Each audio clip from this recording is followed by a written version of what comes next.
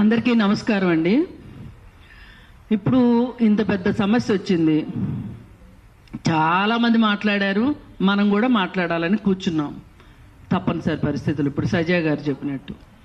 అయితే ఈ పరిస్థితి ఎందుకు వచ్చింది అని ఈ మాట్లాడిన వాళ్ళు ఎవరైనా సరే, లేదు 95% పీపుల్ శివాజీకి సపోర్టుగా ఉన్నారు అని చెప్పి కుక్కతోక నడిపిస్తున్న ఒక జర్నలిస్టు, కుక్క నడిపిస్తుంది తోకని, అంతేగాని తోక కుక్కని నడిపించదు. అలాంటి ఒక మహానుభావుడైన సీనియర్ జర్నలిస్టు మాట్లాడిన తరువాత ఈ సమస్యకి పరిష్కారం లభించలేదు కాబట్టే మనం ఇక్కడ కూర్చోవాల్సి వచ్చింది. ఏం చేసుంటే బాగుండేది అని ఏ ఒక్కళ్ళు ఆలోచించట్లేదు.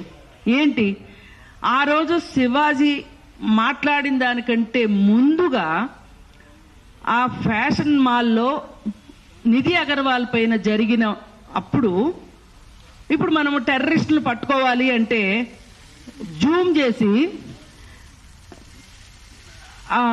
ఏదైతే ఇన్పుట్ ఉంటుందో జూమ్ చేసి మనుషులను గుర్తిస్తారు కదా, మరి వాళ్ళు కూడా ఒక రకంగా టెర్రరిస్టులే.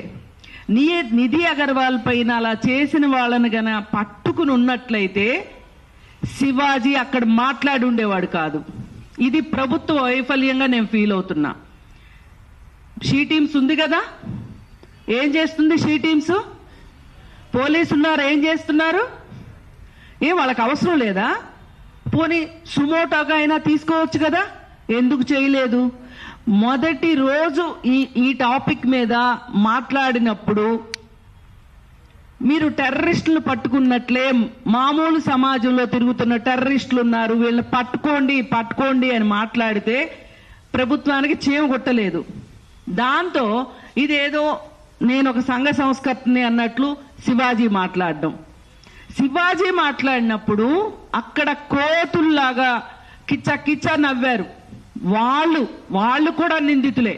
అతను సామాన్లు అనగానే నవ్వేరు చూడండి, వాళ్ళని జూమ్ చేసి వాళ్ళని పట్టుకోవాలి. ఎందుకురా నీకెందుకు నవ్వొచ్చింది, మంగపతి అని ఎంకరేజ్ చేశారు కదా, వాళ్ళని కూడా పట్టుకోవాల్సిన అవసరం ఉంది.